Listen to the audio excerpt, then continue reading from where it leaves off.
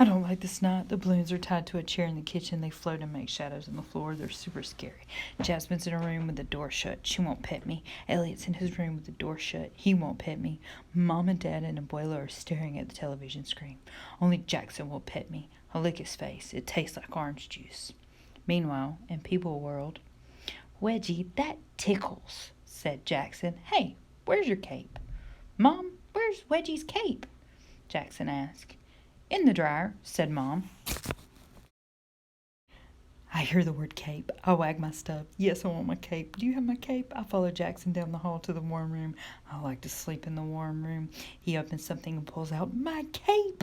I bark with joy. Jackson found my cape. I love Jackson. I'm so happy I can't stop wiggling. My front end and my back end are both moving. My paws make clicking sounds on the floor. I was sad, but now I'm happy, happy, happy. Jackson found my cape. He ties it around my neck. I feel different. I feel like Super Wedgie. I run down the hall and scratch on Jasmine's door. Look, Jasmine, I'm Super Wedgie again. I run across the hall and scratch on Elliot's door. Look, Elliot, I'm Super Wedgie again. I run in circles, activating my superpower powers, and the door opens. Meanwhile, in People World, Elliot, Jackson said, don't you want birthday cake? No, said Elliot. I want Gizmo to come back. I run up to the furry potato's cage. Look, furry potato, hey, where's the furry potato? Did he get lost again? That silly furry potato. Don't worry, people. Now that I have my cape, I'll find him. I'll find him with my superpowers of smell and my superpowers of sight. Here I come, furry potato. Super Wedgie to the rescue. I sniff around the room until I find a little trail made by tiny paws. I find a tiny furry potato poop. It tastes good. I find another tiny furry potato poop. The trail leads under Elliot's bed. I sniff and sniff. The trail moves around a shoe and over a book and stops at the wall. I press my nose to the wall. The smell is stronger in this place. I scratch at the wall. I bark and bark and bark. Meanwhile, in People World, hey, Wedgie, stop that, said Elliot. Get out of my room. What's he doing under your bed? Said Dad. He's barking at something, said Elliot. Well, let's see what it is, said Dad. I stick my nose into the hole as far as it would go. Hey, it smells like the furry potato. My nose touches something furry. Yes, it's the furry potato. What are you doing, furry potato? Are you sleeping? Wake up, furry potato. I'm Super Wedgie again. Meanwhile, in People World, there's a hole back here, said Dad. Can I see? Said Jackson. It's Gizmo, says Elliot. What's the matter with him? Why isn't he moving? Asked Jasmine. Is he dead? Said Jackson.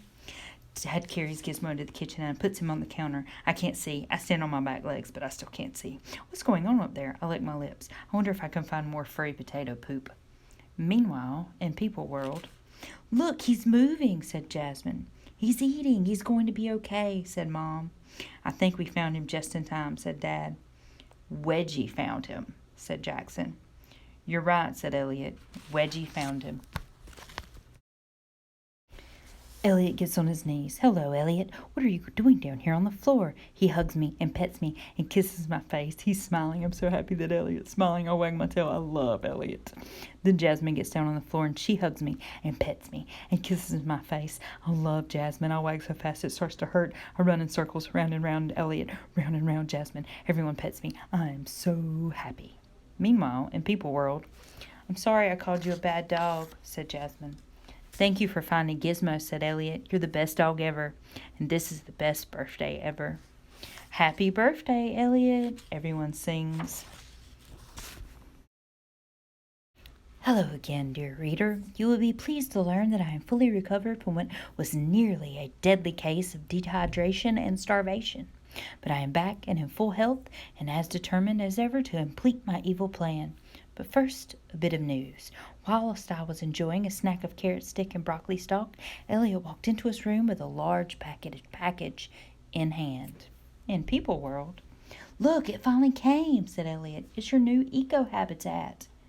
That's a really nice cage, said Jasmine. Gizmo seems very happy. I spend the afternoon exploring my new home. Just like my old eco-habitat, there is a tunnel system, an elimination chamber, and a stellar exercise wheel. But this new model comes with a few upgrades. It is larger and the nesting chamber is soundproof, which means nice because the canine is very noisy. So I'm pleased to report that I've found a new address. You may send your letters and care packages to me at Gizmo the Evil Genius, the Eco Habitat, the bookshelf in Elliot's room, nowhere near the Andes Mountains. As I waddle on my wheel, I think about all the things that have happened. I overheard the humans say that the canine saved my life. I do not know if this is true, for I was unconscious at the time of my discovery, and I have no further comment on this, except to say that I am considering moving him from enemy number 1 on my list to enemy number 2. I shall think more on this subject and let you know what I decide. The Postal Service did not send the elderly one back to Peru. She removed the shipping label from her forehead before the postal delivery human arrived. She may have outsmarted me this time, but I will find a way to be rid of her. Elliot tells me that he is happy I didn't run away. He is doing a good job as my servant. I am confident that he will not allow the elderly one to cook me, but still, I must be wary in her presence. I'm about to take a nap, but Elliot picks me up and carries me down the hall. Are we going in search of a new treat? As we pass by an open door, I catch a glimpse of something that makes my little heart go pitter-patter. This new human house has a Maytag dryer. Meanwhile, in People World, "Look, Elliot, Abuela made you a birthday cake," said Mom. "Wow, it looks just like Gizmo," said Elliot. "Yes, I measured him to get the cake exactly right," said Abuela. "Thank you," said Elliot. "And you thought Abuela might want to eat Gizmo," said Dad. "Why would I eat Gizmo?" said Abuela. "I'm a vegetarian." Well, now that is an interesting turn of events. It would appear that the elderly one is afraid of me after all. She knows that if she mistreats me, I will have her shipped back to Peru. So to keep me happy, she has decided to stop eating meat. I am victorious. As I sit on Elliot's lap, I ponder the past, present, and future. Now that Elliot has resumed his role as my servant, and I am settled into my new house, I can focus on my new evil lair. Tonight, while the humans are asleep, I will begin building it behind the Maytag dryer. It will be extraordinary. The future is bright with possibility, dear reader, for the glorious day will come when I, Gizmo, the evil genius, will become the king of all cabbies, create a cabbie uprising, and take over the world. Meanwhile, in People World, "Look, Gizmo, I got a new one," said Jasmine. It's a nice day. The sun is shining, the birds are singing, and I have my cape. "Look at me, Brutus, I have my cape." Elliot asked me if I want a stick. Yes, I want a stick. I really want a stick. He grabs a branch off Squirrel Tree and gives it to me. I've got a stick. You see this, Brutus? I got a new stick. Mom brings my leash. She wants me to take her on a walk. Dad wants to walk, and Jackson wants to walk, and so does Elliot. And Jasmine wants to walk. What's that in her pocket? Oh, it's the furry potato. He wants to walk, too. I snip him all over. He grunts at me. He loves me, and I love him. Come on, everyone, let's go for a walk.